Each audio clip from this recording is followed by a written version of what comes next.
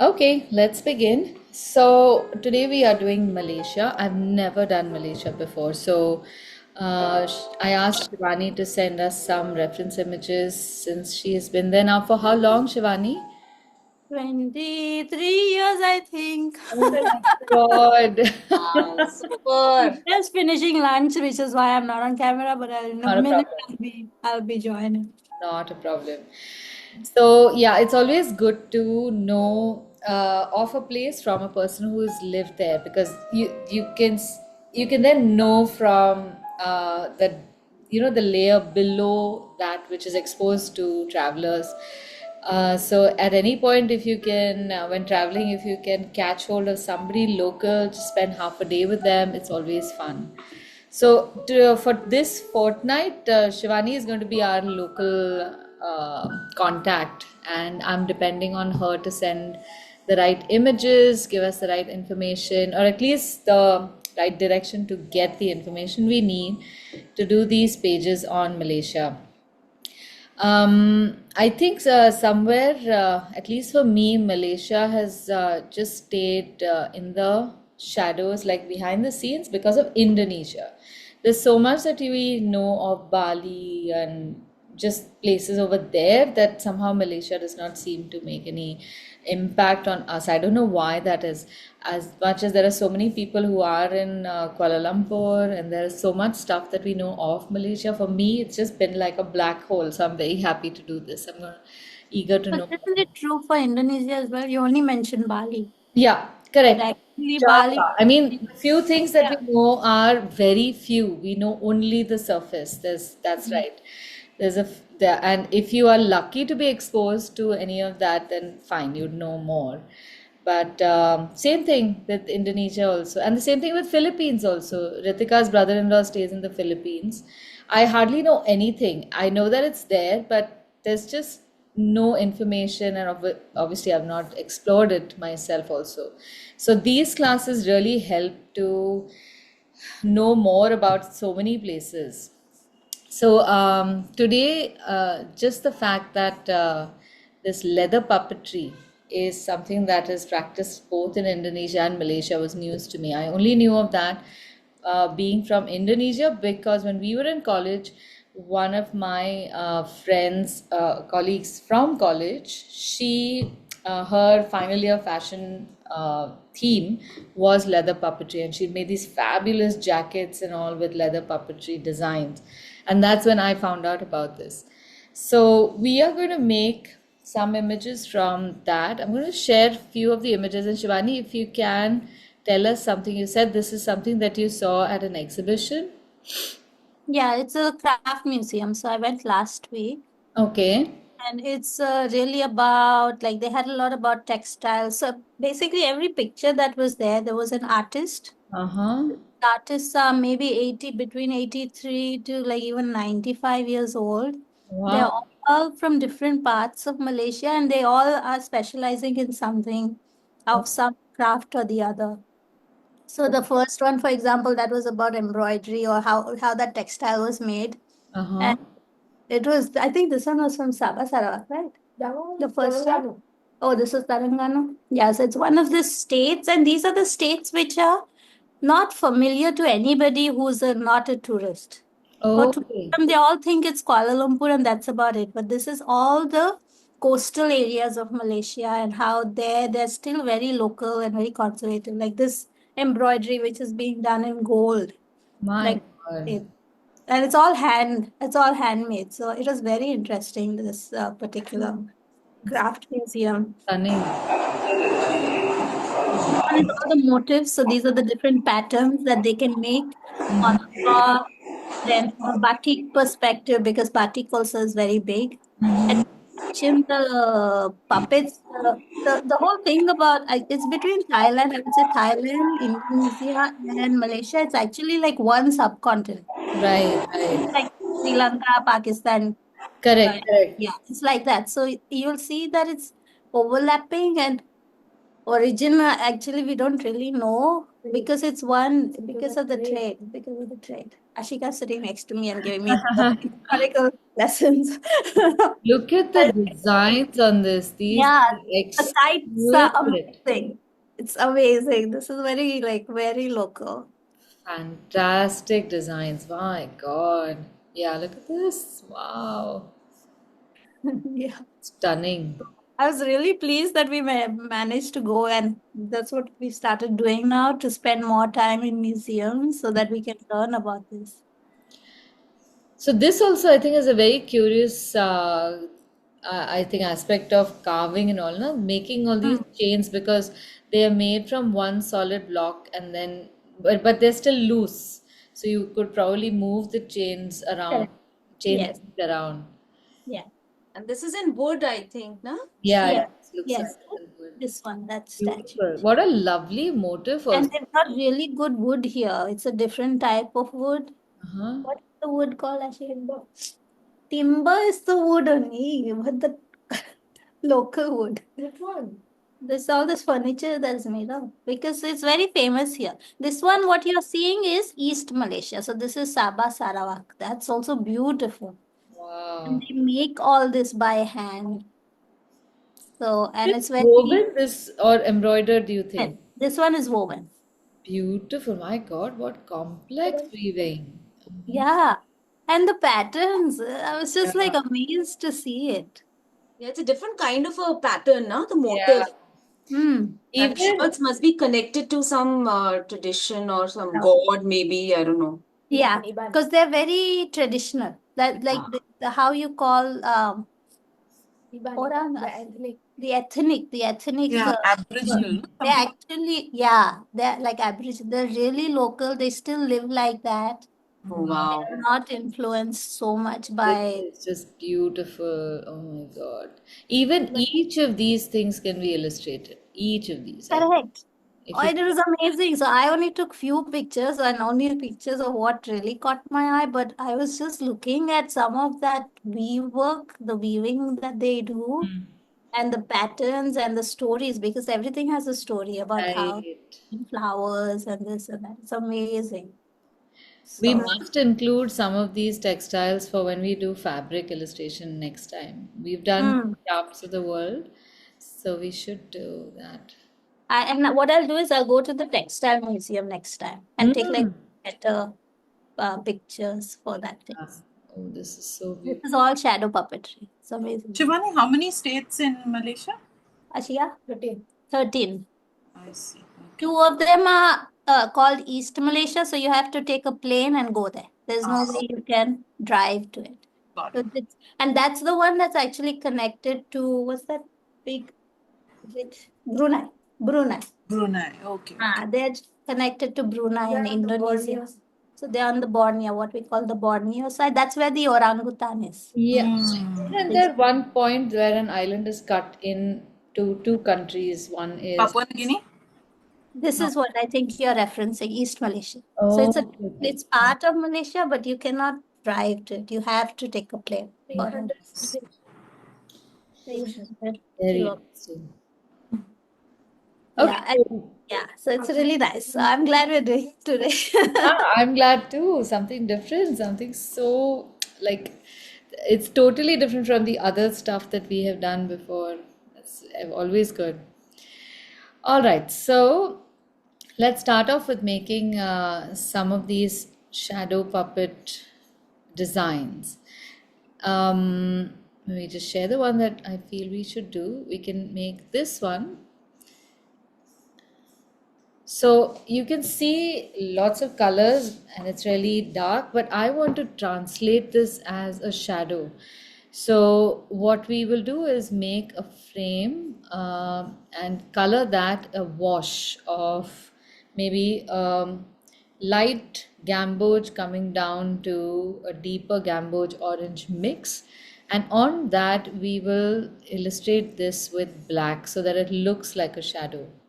And the black watercolor that we have is actually very translucent. It's not as dense as ink would be. So we would be able to translate all these designs fairly easily.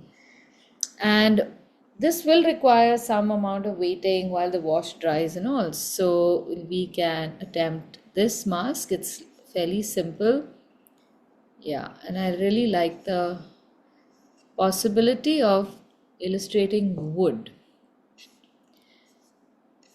So this wood is different. It does not have grains like we normally would. It's very polished. It's just got some scratches, but it's got these very interesting highlights. So the challenge would be how to make the brown that we cover it look like wood. And then there was the kites. So there's so much with the kites. Maybe we can try something like this pink one. I really love the design. It looks like a beautiful fantasy bird. Or we can do this one as well if you would like to just do a small part. I'm going to show you actually how to make a small part and a large kite with the design. That's so that you fill up the area also. Okay, so this page again can be like a travel page. We will fold our A4 in half so that we get two A5 sheets. And Pragya, if you are working with loose sheets, then when you fold it, it is possible that you can also cut it in half, or this is one strategy also that I had suggested when we were doing the books in January. That when you're traveling, instead of carrying books with you, you can just carry sheets of paper which you can fold and then paste them together and make an accordion book out of all the pages. So you can open the whole thing out and see the whole journey in one shot. That way, you can limit the number of pages you have in your book or in your trip. You're not forced to fill up an entire book for a particular trip. You can just make 4 or 8 pages and tie that up and make it like an accordion book. So I'll show you the ones that we had done.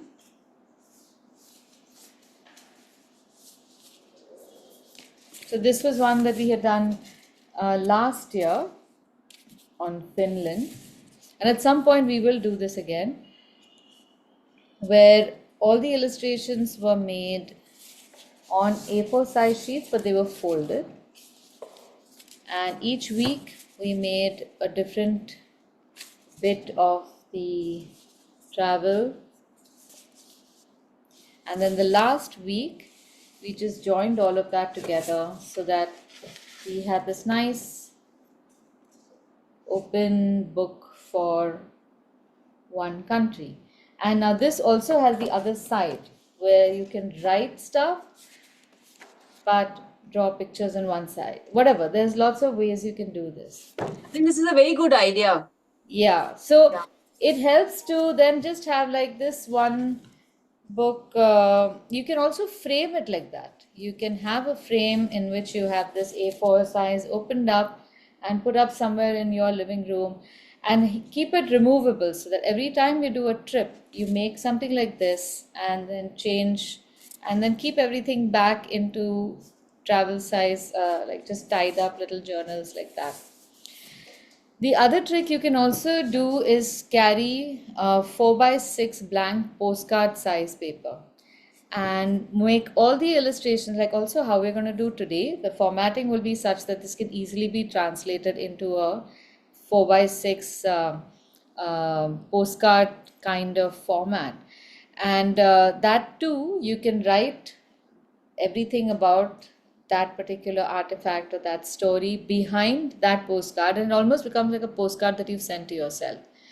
And you can then make a nice little box in which you can put a postcard again tied up together, each postcard for each trip you've made.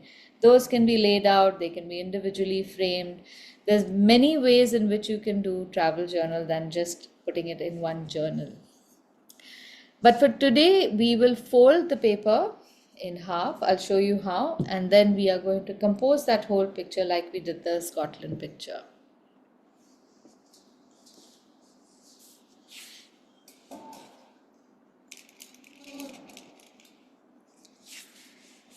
So my book has this perforation here, and I'm going to fold up to the perforation.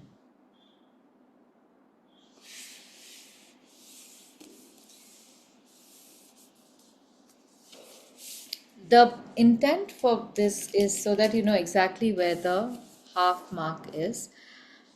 Just excuse me for a second. I think my lens needs cleaning a little bit.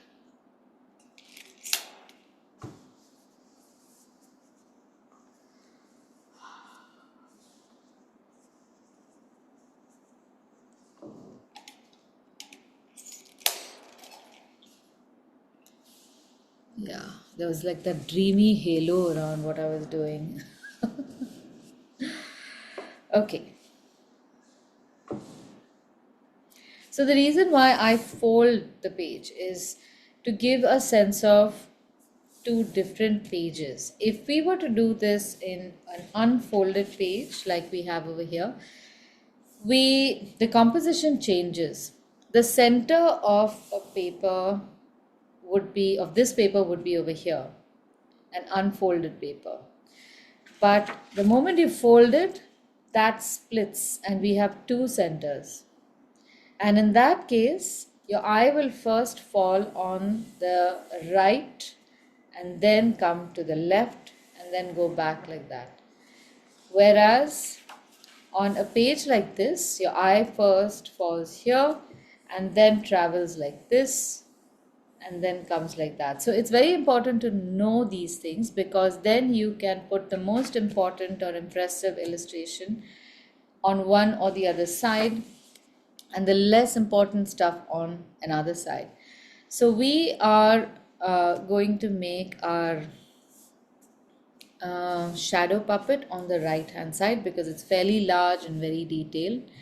And on the left hand side, we will make the mask and the kite because they are a little smaller in size.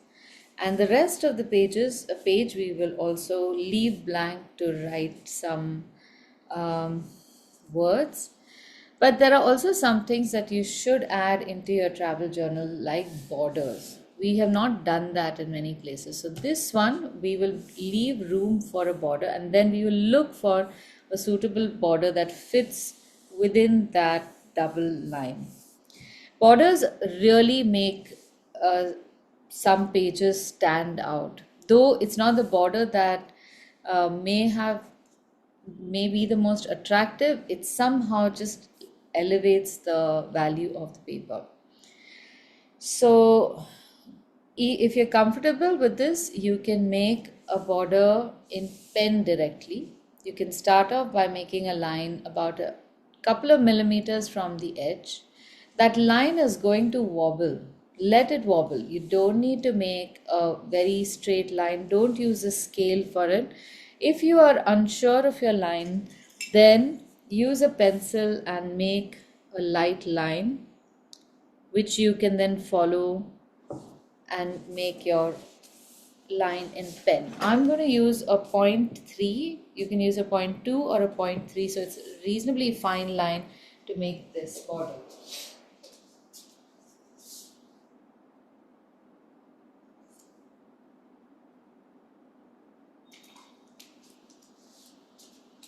So one tip when you're making straight lines on the edge is to always look at the edge of the paper. I'm making our border run through from the left page, from the corner of the left page to the right, like this. So even if, imagine this were a bound book, that border will not run as two separate pages. It will run contiguously through the two sides. So when you're drawing this line, draw it slowly and don't focus on the line that you're drawing as much as the edge of the paper. Keep your line very subtly in your peripheral vision.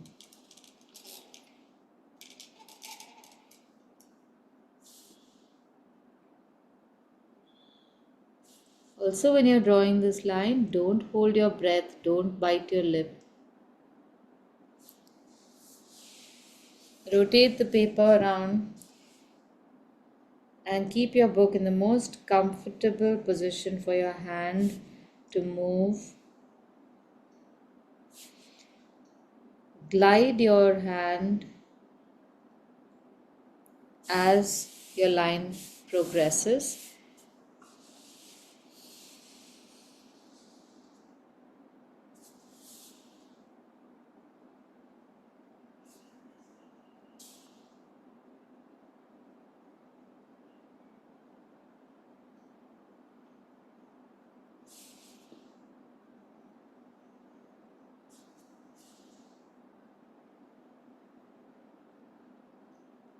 And as far as possible, try to make all the corners meet neatly, not cross over. That little cross in the corner sometimes can attract unnecessary attention.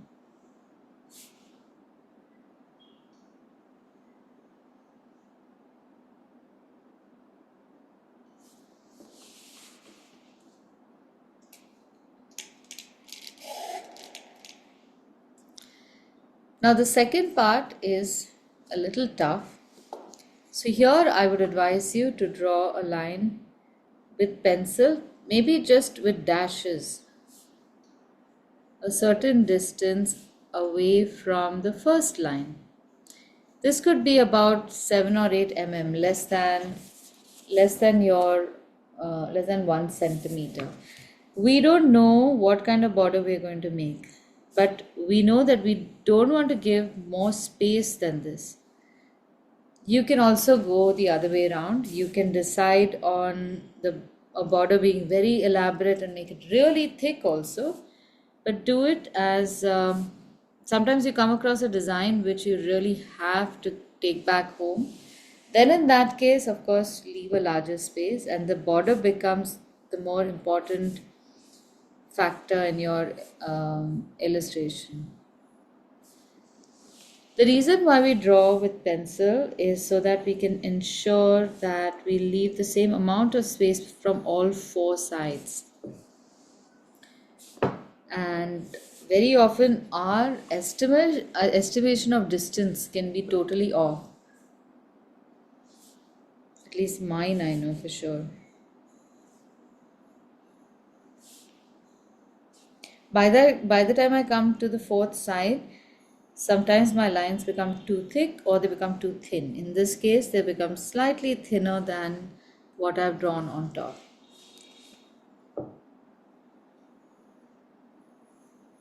And that can very well happen just because of the angle at which we see the top and we see the bottom. The top part of the paper we see at a shallower angle, this part we see at a steeper angle, and we see things much more clearer when we are right on top of them versus when they're far away. The angles that we see them at can be a little deceptive.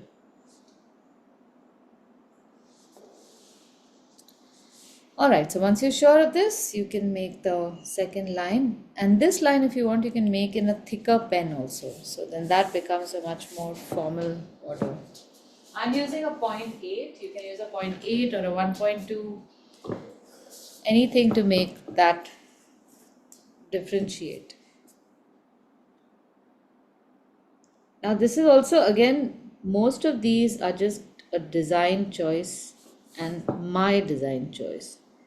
If you would rather make it the same thickness as the first line, that is completely okay.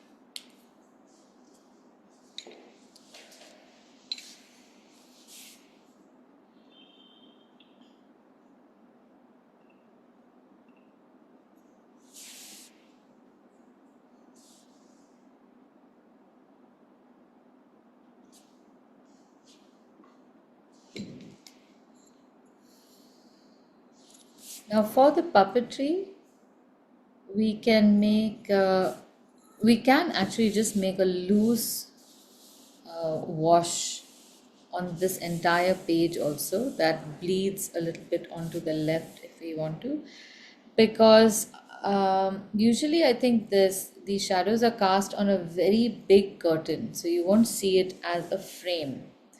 In order to simulate that, we can just start making a wash from one side and go to the other, and then make our illustration or the shadow somewhere like this. So why I'm describing it so many times is I want you to get into the practice of describing your plan before you start painting. Very often we start the illustration without thinking of how you want to do the layout. Now, since I come from a graphic design background, we are in the habit of thinking about all the elements that we want to put on the page, and then we will see different options. Maybe I'll put it on the left, maybe I want to put it on the center. So I want you to start doing this as a practice. And this is again something that we are not trained to do. We see a page, we start from the left, start drawing, then go to the right, start drawing. Then we will write only over here, we'll write in our handwriting. We don't think about writing like this. We don't think about writing in a circle, because obviously this is not something that we are trained to do. So describing your work to yourself really helps. What if I put a deep color over here and then I make the illustration? What if I make a frame? What does the frame actually denote? All of these questions you should ask. So right now we're just going to keep it loose, and the wash is not necessarily going to cover the entire space. It's going to cover a small part to show that there is a backdrop, and then we will draw the illustration on top of this. I'm just going to get some water.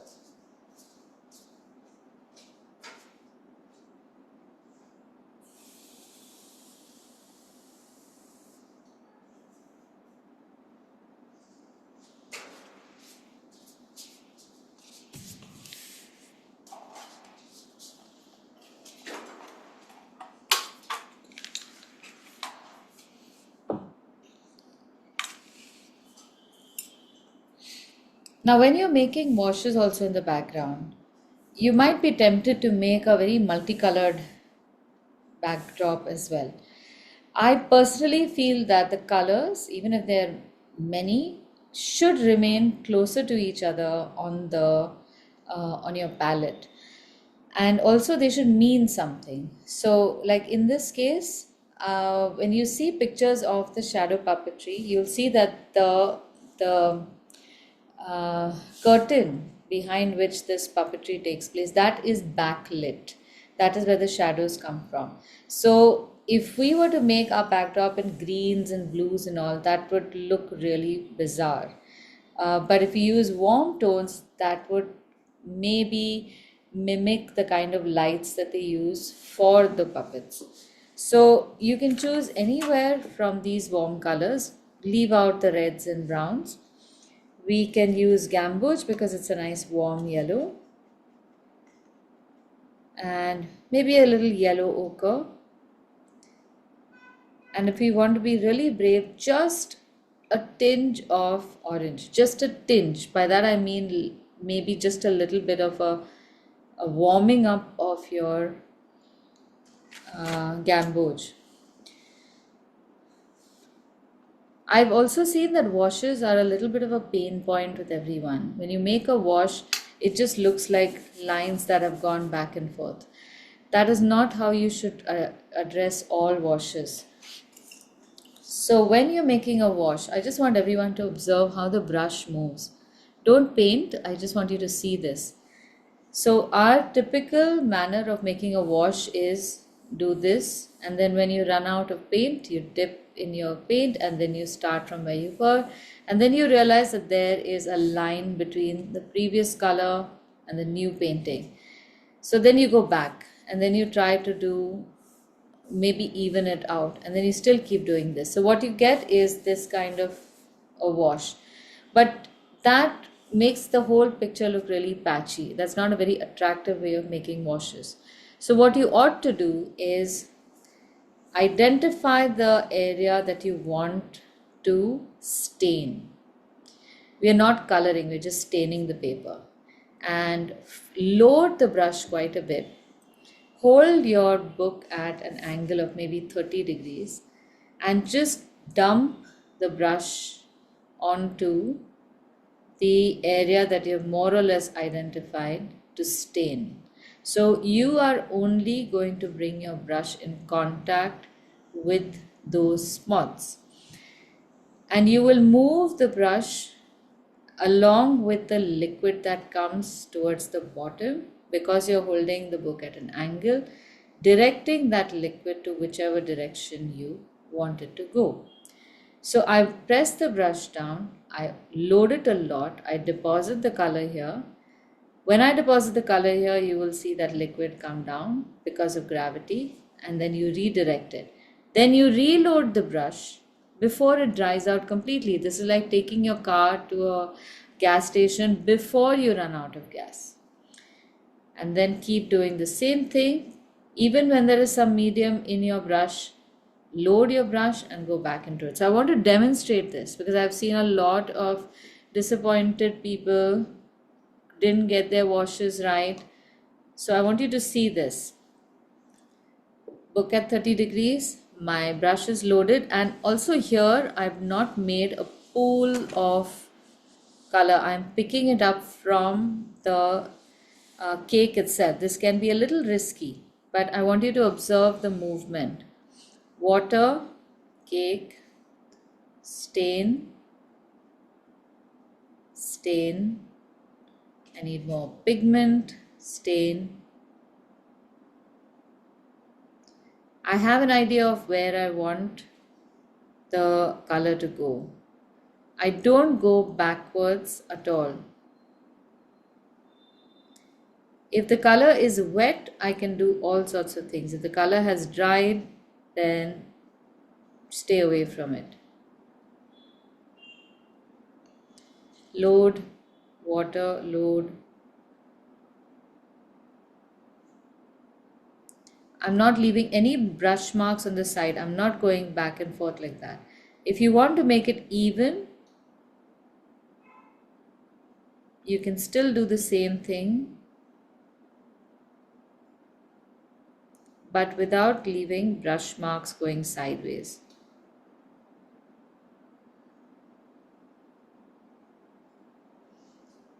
So I'm getting a rectangular edge, but not horizontal brush marks.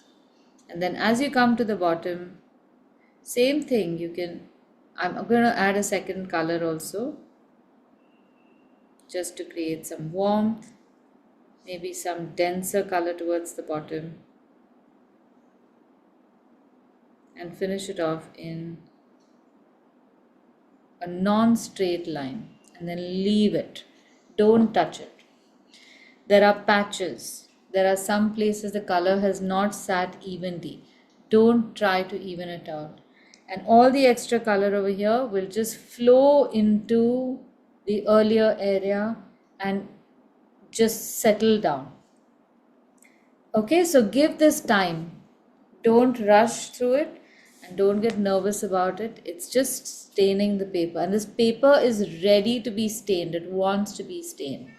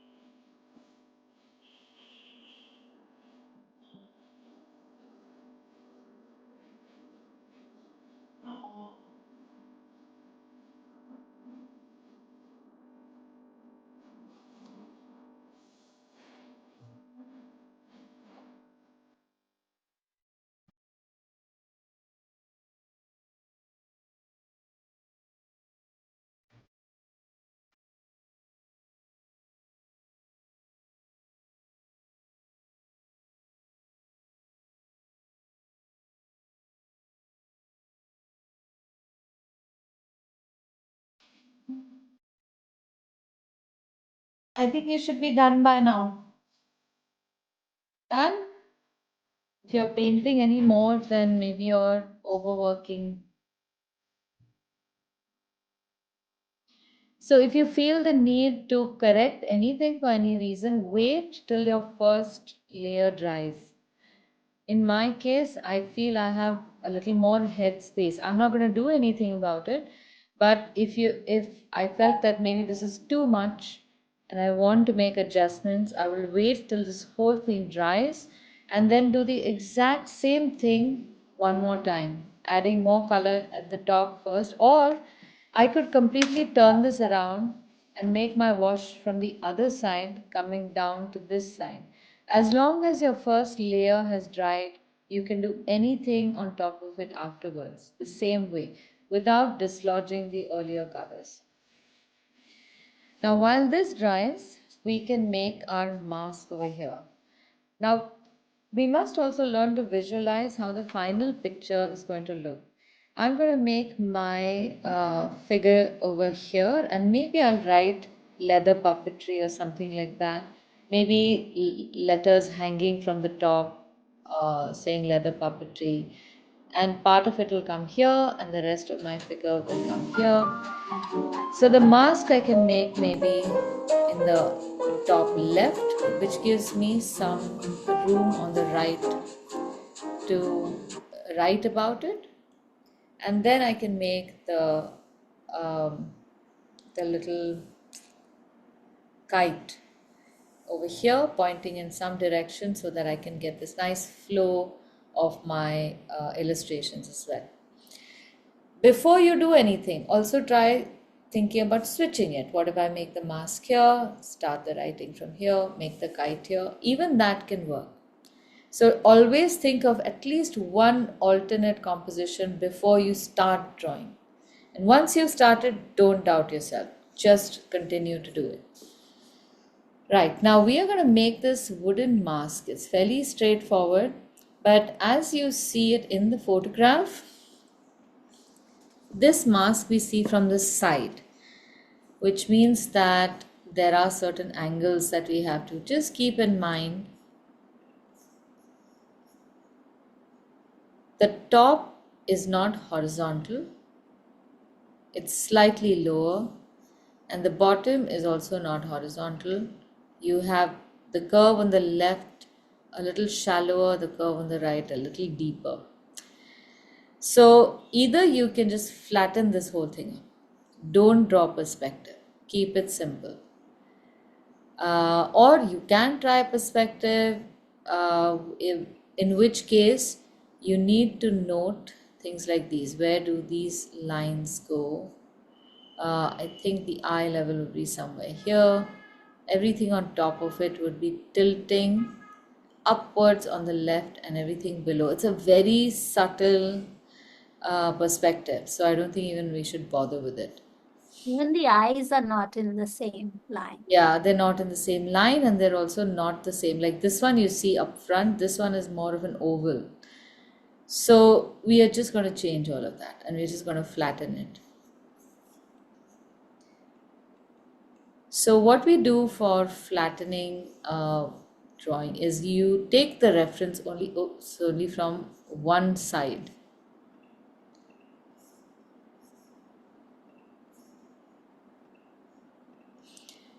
So pay attention to just half of the mask and then just replicate either the right side or the left side. So in this case, if we take this part, we just have to look at all the distances on the left and right, proportions on the left, and then repeat the same thing on the right. It's fairly easy to do. So consider this. Now we need a proportion. For the right proportion, we need to work with basic shapes like squares, circles, and equilateral triangles. If I draw a square from the top of the mask, from where the head begins, and then I draw another square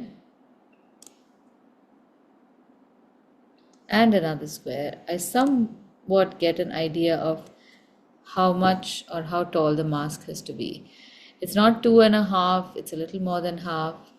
So how do we gauge that? I would divide the bottom square in half and then in the bottom part of that into a quarter. So I know that from the top of the head, not the horns, the mask is 2 3/4 or maybe even more than 3/4. I would just keep making fractions of the space to know how far I need to go. Why is this important? Right now, this is just a general mask. We don't know the significance of this. But when you draw it in your book, you want it to look as close to the real thing as possible. So making a few of these measurements really helps to give you a nice satisfactory output. Then we have the vertical center. This helps us get a position on the features. So you have the eye in the bottom over here. Then you have concentric circles, or maybe they're even ovals. Now you might say, where are we going to do this if we are going to do this as a live illustration? You can very easily just click pictures and make this drawing in your phones and get a better proportion. Eventually, you will not need it. You will be able to see these proportions just through observation. So I'm going to give a few numbers to these lines so that we know what we're talking about. This is 1, this is 2, this is 2, this is 3, and we don't need 4 there. I'm putting 4 as this one, at 3/4 of the bottom square. Okay, and we're just going to go with this so I can use these numbers to tell you where I'm drawing what.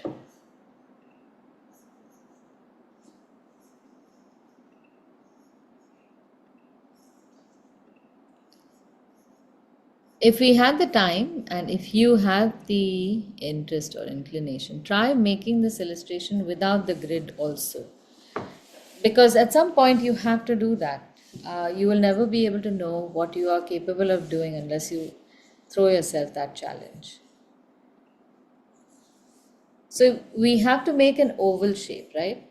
But this oval shape, we don't know how tall or how wide it needs to be. That's where making the squares helps. Also, we have an idea of how large we want our mask to be. So based on the size that we want it to be, we can decide on the square we have to make. Our square cannot be more than maybe 1 centimeter. That's it. So a 1 centimeter by 1 centimeter square, draw 2 of those below it, draw in all 3 full squares. And this is also going to repeat on the right hand side. So whatever we draw on the left, we are simultaneously going to draw that on the right hand side. The top of the squares, this is 1. Second line, the bottom of the first squares is 2. Bottom of the second squares is 3. And now divide the last square into 2 parts equally, and then the bottom part into 2 parts equally, and this will be our line number 4, this 3/4 line. Okay, is everyone clear about this? I hope it's not very confusing. All right. Now vertically, let's divide our squares into half, both columns into half. And then the extreme halves into half again, so we get 3/4 distance in the center. I've divided these two columns into half first. This is the green line in our reference image, and then further half again. This is the red line on the left hand side.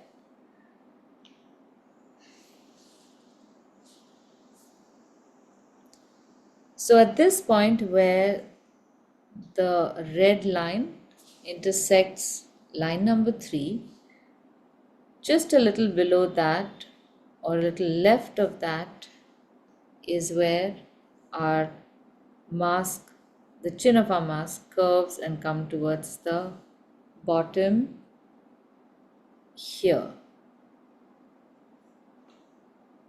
So it doesn't come right to the end of our square, right? So it's a little to the right, and we will repeat the same over here. So we get the bottom.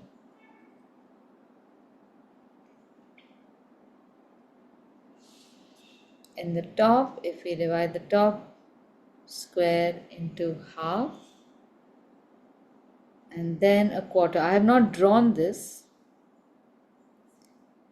but in the square on top, the intersection between that red line, which is this one, and the 1/4 mark, that is the point where our mask turns a corner like that on both sides as well.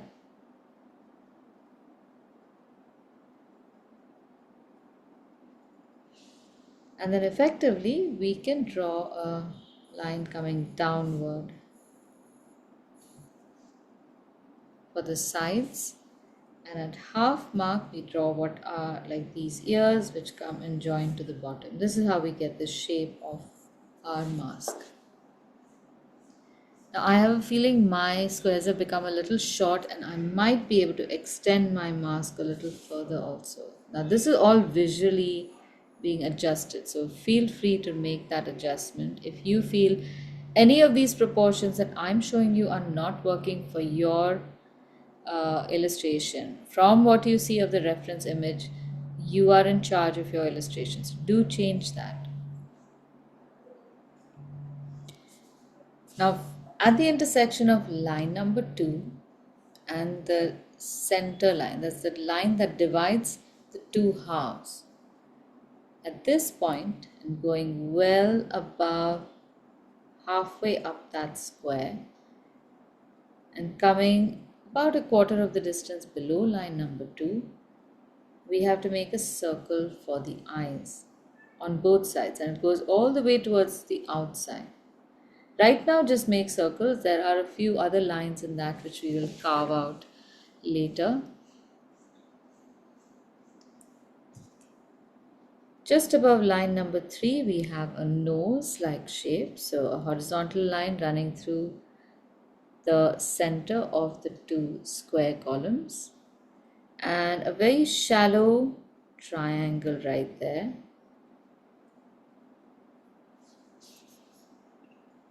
And at this point, I'm now going back to the original image to know the exact shape that I have to make. So I'm going to make a shape that comes almost like a circle round the first circle, coming lower and going much higher up what might be the nose area. So it's like a circle that's dragging down. And then you have another circle, which these things pinch up a lot more higher. So they're not concentric to the circle of the eyes.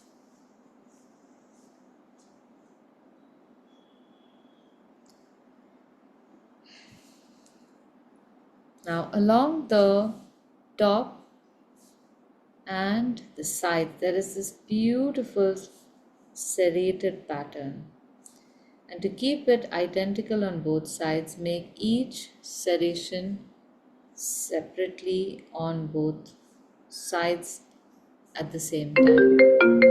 1 second, I just need to take this call.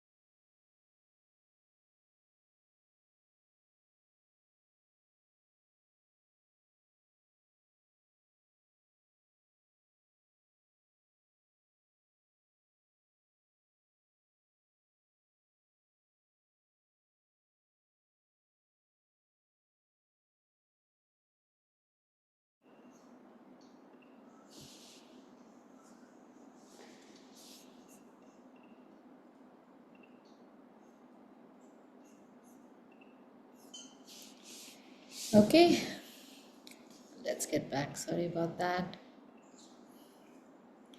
Yeah, so we have these serrations on the sides, and just count how many there are. Don't make them random, just any random number. They do stop after the second fold over here, I think. No, or the third fold. They come all the way down to the third fold and then they stop here. And then we have this very cute little upside down smile. Now, when we draw the eyes inside the circles, you can make them into oval shapes. Even this circle, I think I can leave a little gap so that it becomes a little more of an oval and there's more gap between the two. And then when we show these hollow circles inside, here's what we do. On the left side, you will make an oval and then make a C-shaped hollow on the inside, concaving in from the left, and then the same thing on the right, concaving in towards the right. I know it's a very small detail, but at the point where we want to make it look more three-dimensional, those little things are caught by our eyes. Okay, is everyone with me? Yep. Yep. Okay, cool. Now, on the top for the horns, we're going to do a little bit of a trick so that the horns look like they are emerging from the back a little bit. So, in the front center between the two blocks, you will make a line that's slightly curved upward from the edges. We already have drawn two lines which are curved inward from the side. Now, you will draw the horns from behind these lines, not at the side of, but behind. This little fold will make the horns look like they go backwards and also that they are part of a three-dimensional form. And then when you're coming inwards, also make one part of the line look like it's coming and joining these center lines, but do not join it. Make an underlapped line behind those two in this form so that it gives some depth.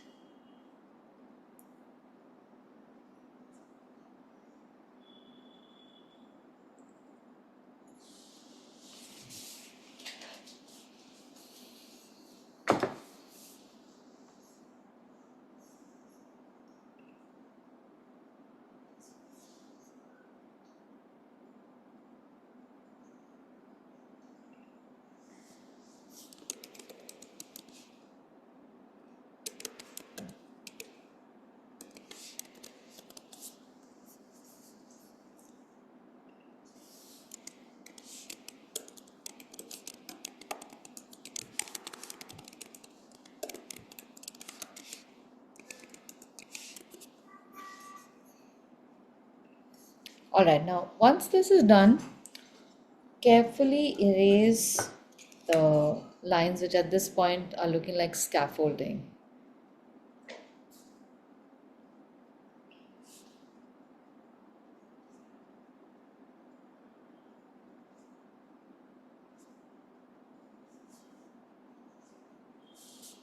Usually in many drawings, some guidelines land up becoming, like if we were to draw an oval or something, they would become a part of the illustration. So you don't really need to erase those. But in some illustrations like this one, our guidelines crisscross over the entire surface that we want to keep fairly organic. So in that case, it helps to just remove those lines. But keep the pencil lines because when we paint, the pencil lines are going to give us the depth we need. the little gray shadows that we need. So, in fact, there's one way in which you can do this illustration even more fun, slightly different effect, is to shade certain areas like the edges, like we would do pencil shading, make certain areas darker as if you are going to just leave the picture with just pencil shading. And then we can come back on top of it and just give a wash with watercolor. This technique works very well for travel illustration because then you need to carry very few materials. You can just land up somewhere with a pencil and paper, make the sketch, and then at a later date, or you can very quickly then cover with just one or two washes and you're done. You don't have to illustrate the with the painting. You know what I mean?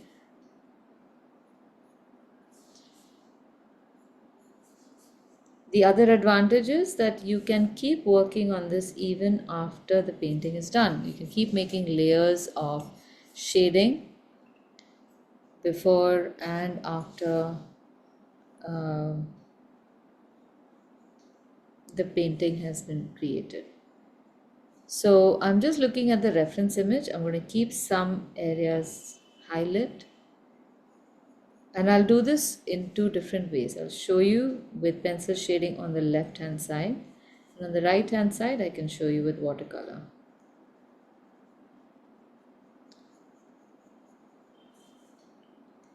I'm making all the shadows also.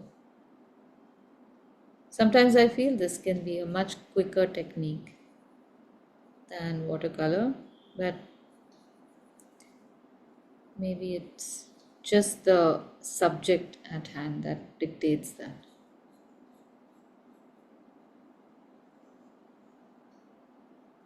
Is everyone comfortable with pencil shading?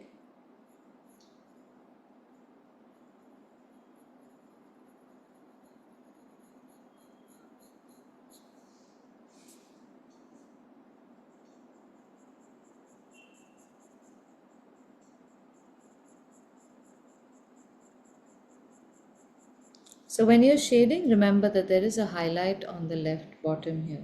Please keep that highlight. That will make the object look more 3D. And then of course we have this on top, a little darker underneath here.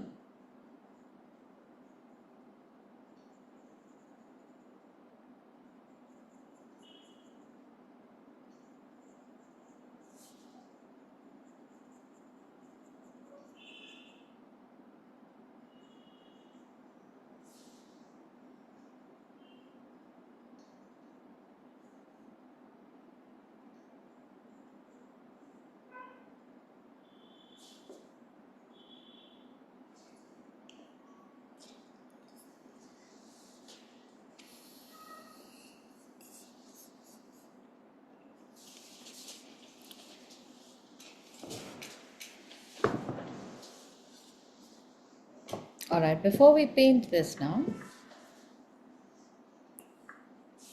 we have to make our puppet.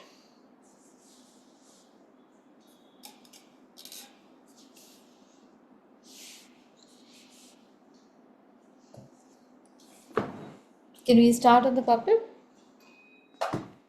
Okay. So we're going to do this the fun way. We are not going to go and get bogged down by the details that we see, though we are going to make details, but in our own way. So the first thing to do is make a stick figure of the figure you see. There will be an oval shape for the face, and there's these ears, there's a little crown on top.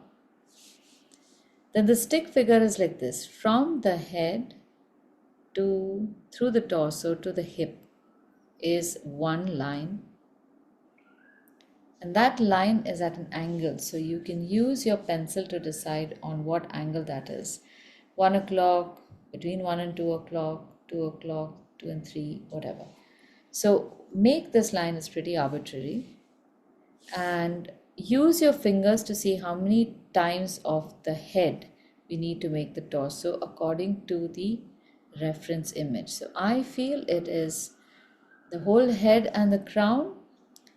From the neck down is where you will make your waist. It's not very long. And then you make the shoulders at an angle which is almost perpendicular to the spine.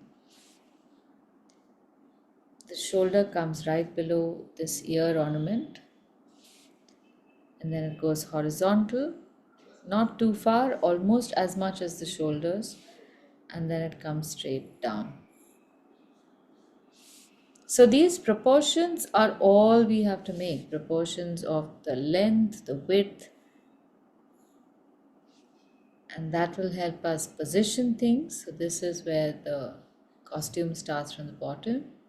Make rectangular shapes or angular shapes for everything that you see.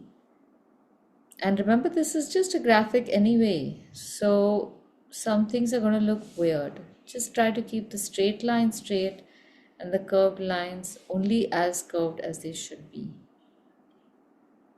Much of this is just visually copying. There seems to be some very interesting embellishments to the garments.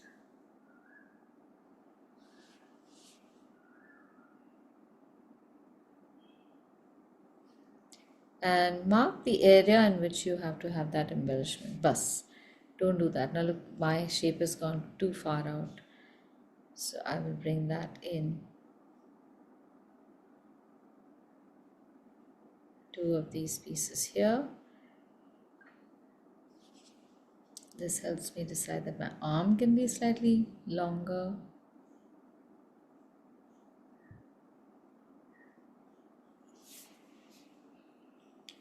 If the drawing goes outside of the wash, is that okay? Yes, yes, let it go. Okay. It will make it look very nice.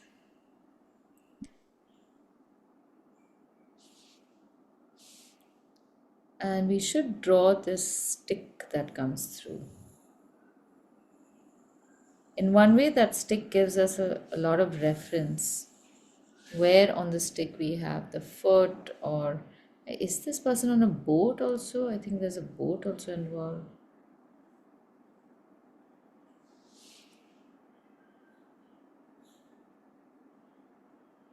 You can see the boat. I didn't notice also until now that you said it.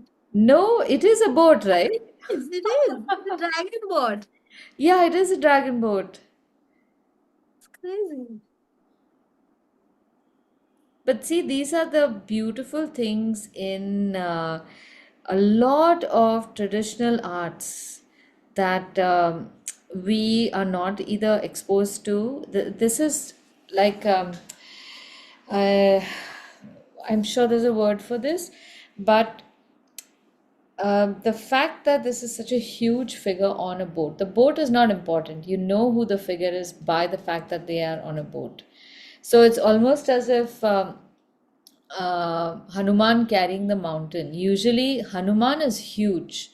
The mountain relatively is very tiny. It's you know what the mountain is based on the Hanuman character. That's how it works. And then the whole story is known to you. So imagine if they have to make such a big boat, that defeats the whole purpose. So this kind of change is really good in traditional arts. One second, I'll just read.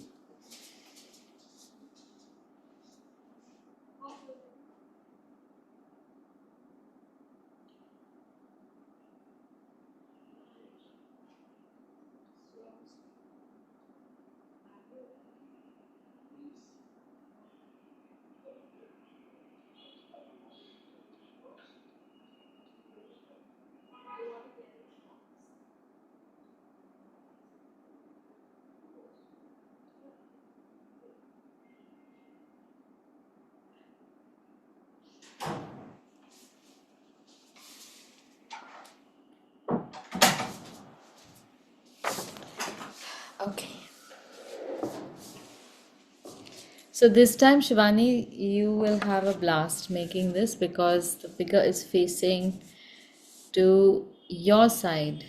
For us, this is going to be a problem. Most right-handed people are going to have a problem sketching this. Lefties are going to do this well. I don't know why it works like that.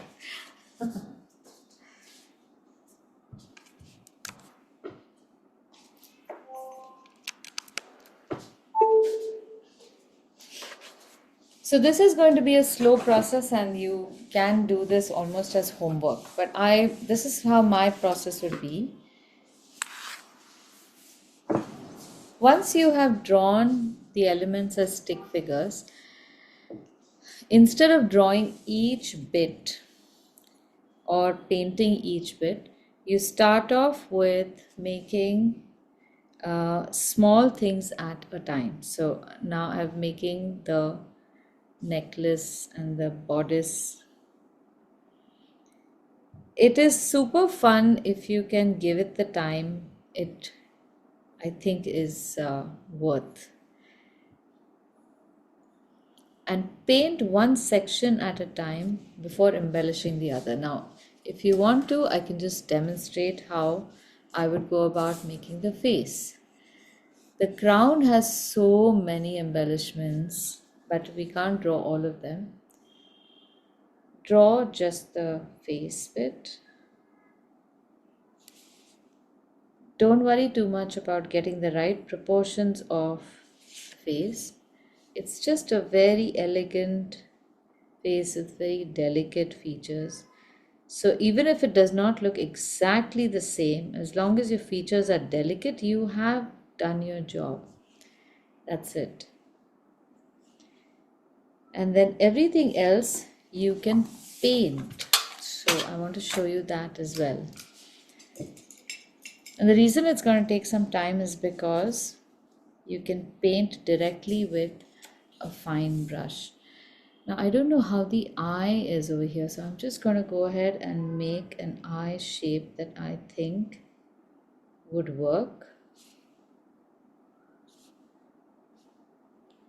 And since this is a shadow, it can all be in this color, just a plain black. And we paint all the sections also like we did the wash, only stain and move forward. Fortunately for this design, we have very few large sections. And for small sections, you can very easily paint just little bits here and there, and it does not become patchy. You don't want a patchy outcome. So when I have to draw these dots in between, I will just draw lines in this way so that they look like dots. At this scale, I will be making only, I guess, 25% of the holes that are there in the original, or even less, maybe just 10%, because our scale is really tiny.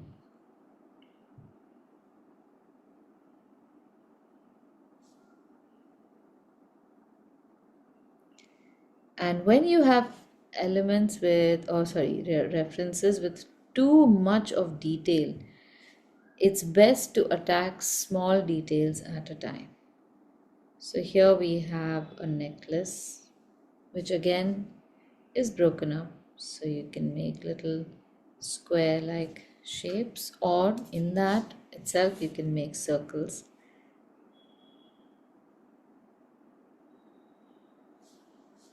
And then move on to the next. Once you move to the next element, then you can draw the details of that feature with pencil and then color only that bit and then move forward. So I know this is an extremely tedious process, but it is so worth it. While on the one hand, I say that you should give your travel art no more than 20 minutes, There are some pieces you should give more time.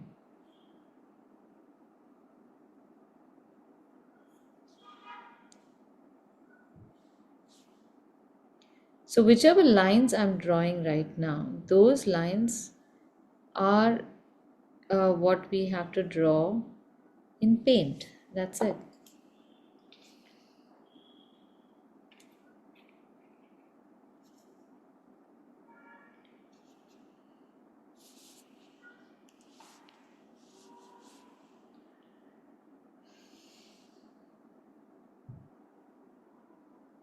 I just found a reference image online of this Okay. for the eye, just to show. It's not a clear picture, but just an idea.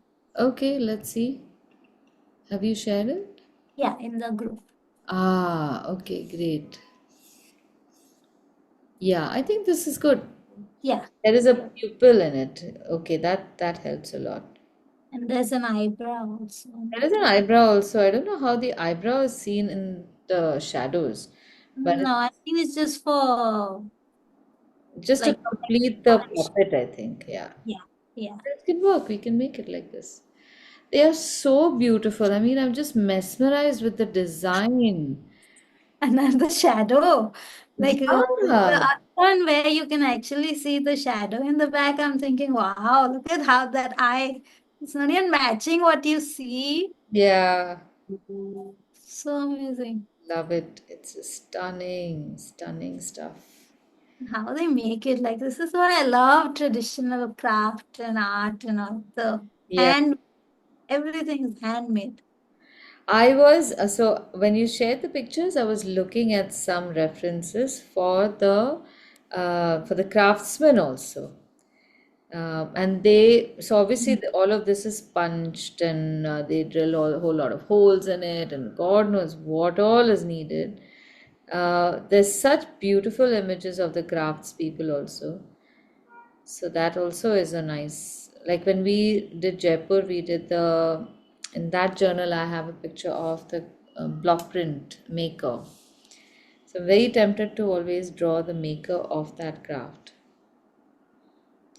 Yeah, and that's the thing with this museum. Like, I needed more time. We were just rushing. So usually I do museums all by myself, Hmm. give it the time I want to.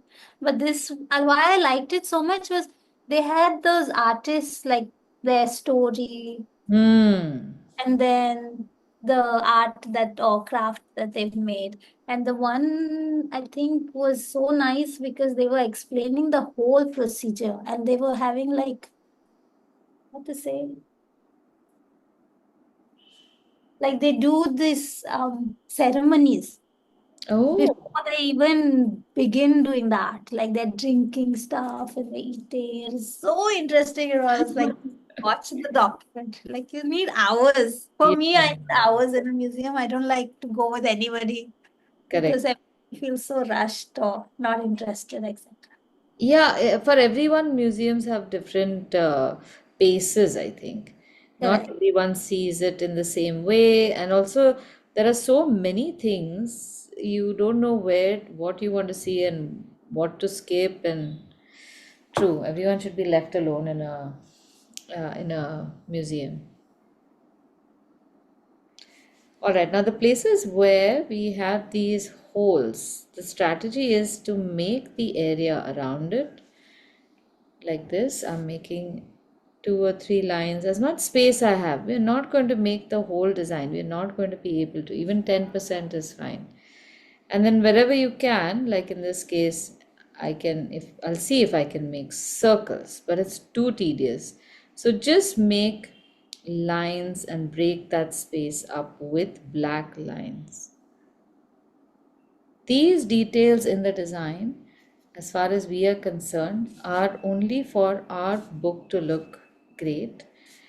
And unless on the off chance that you get to meet an actual artist who makes these, who will look at this and say, wait, this is the wrong kind of jewelry, the chances of you being called out for any discrepancy in design are so few. So focus on making the illustration look good rather than making it look accurate. And as wherever is possible, put in the accurate pattern. Wherever it's not possible, create a semblance of that. So I have obviously, as is my greatest talent, found the most complicated thing for us to do for the rest of the week. So I should, this is the way I will keep you addicted to an activity, an art related activity. So obviously this is going to be homework for everyone. Take your time.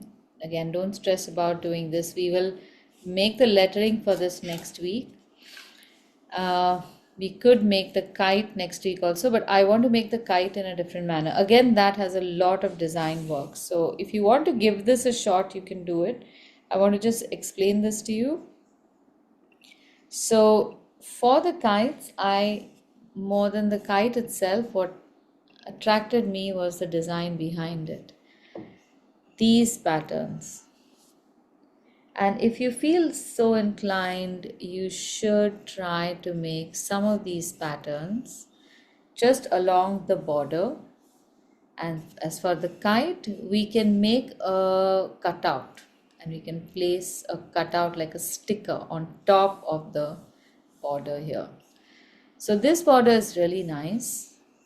We can make something like that on the left hand side or the bottom, the whole thing, some version of this, even something like this. Do you want to give that a shot during the week? Yeah, we can try. Yeah, and even if you don't, then nonetheless, we can make a sticker of the Kite, yeah. kite and place Yeah. that on top of this. Okay, That's a good idea. all right. So before we end, I want to show you how to paint the mask. That's going to be a quick job as promised, since we have done this shading.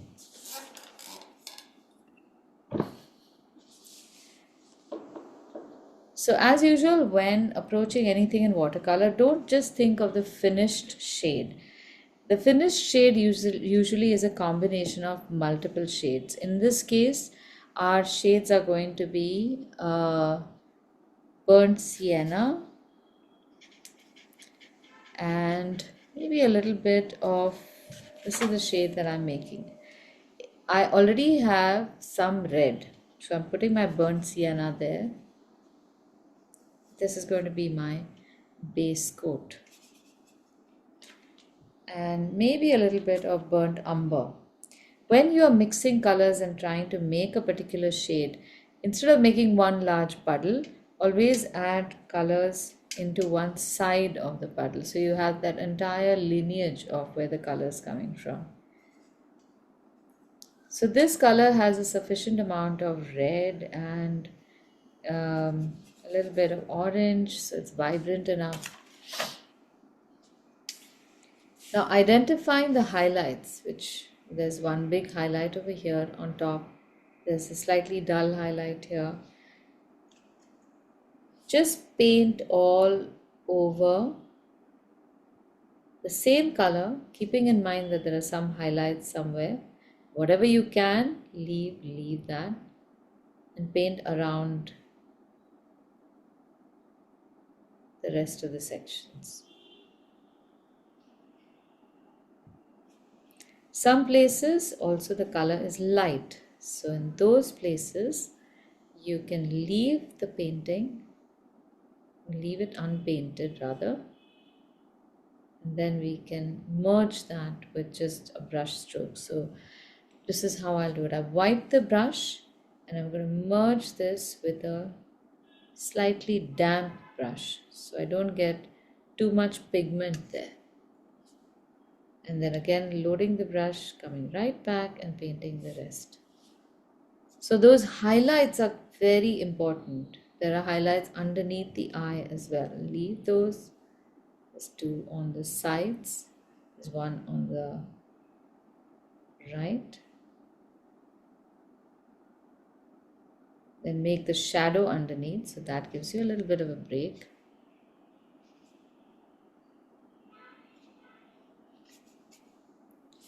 Again, one big highlight on the bottom, on both sides, it's the same.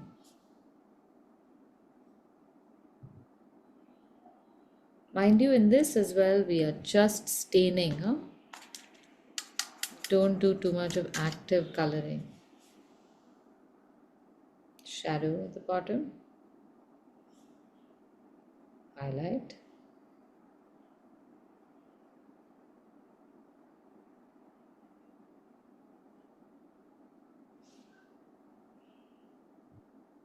And then the rest has just got some muted highlights, which also we make the same way. Put the color in every other place, pretty dense.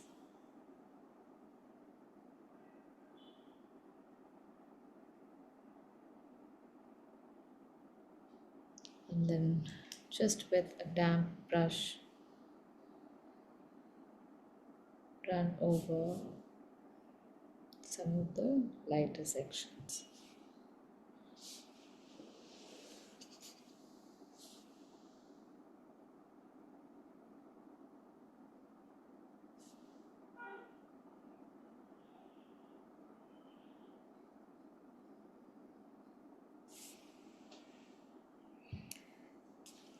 Now, do you notice the difference between the left and the right side? Where we have put those deep shadows on the left, you will see you already have a lot of depth in the right place. And on the right, you can create the same thing with using watercolor. So, using a fine brush, now we can make a mix of burnt umber and cobalt blue to create shadows. So once this has dried, what what we did in pencil over here for shading, I'm repeating the same on the right. Oops, too much paint. With cobalt blue and burnt umber.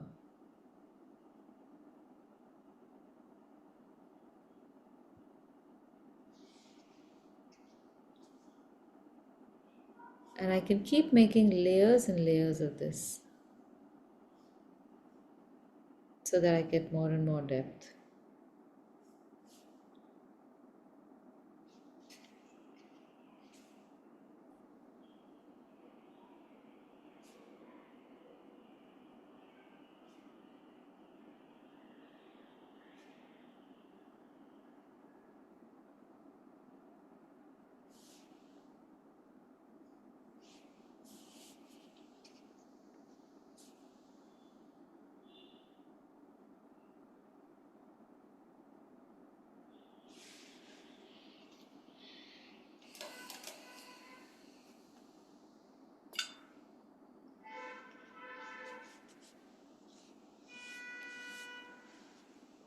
And my color has become a little lighter. So after this dries, I can go over this again with burnt umber, and I'm going to add a little more cobalt blue to my burnt umber to make it deeper. So this is how I'm mixing my color.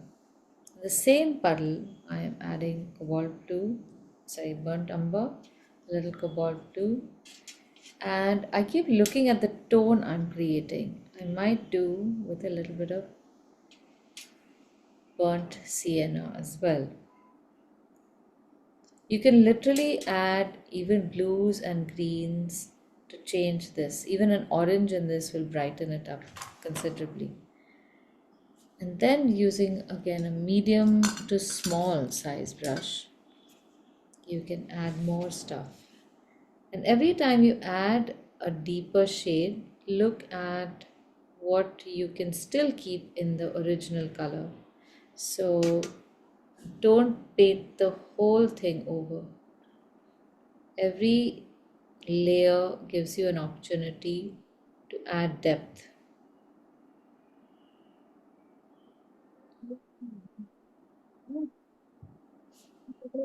so much.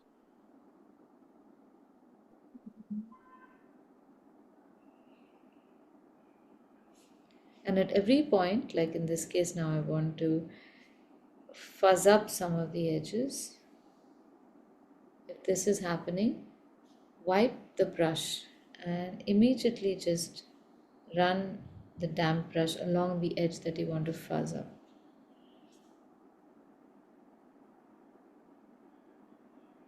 And if you like the pencil shaded, if you like the pencil shaded effect, you can do the same on the painted part as well.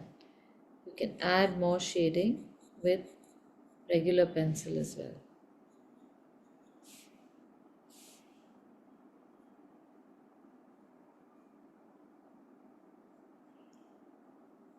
And make it more and more three-dimensional. Okay, so that's it for today. It's already past 11. Any questions, anyone?